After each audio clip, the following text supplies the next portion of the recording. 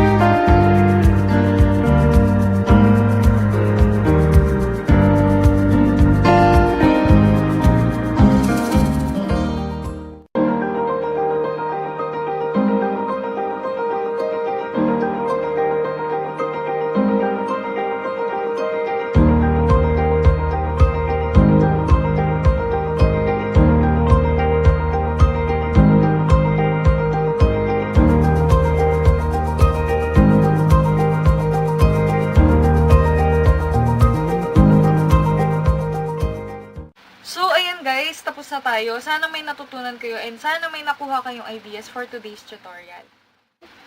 And don't worry guys, ilalagay ko sa description box sa baba yung mga ginamit kong skincare plus makeups for this video. Tsaka nga pala guys, kung nagustuhan nyo yung video na to, please don't forget to leave a thumbs up sa baba. And if meron kayong comments or suggestions, let me know sa comment box. And if meron din kayong suggestions sa magandang gawin natin for our next series, comment nyo lang din sa baba. And kung kaya ko naman gawin, try natin. So, yun lang guys. And please don't forget to subscribe to my YouTube channel to keep you updated for my incoming makeup tutorials.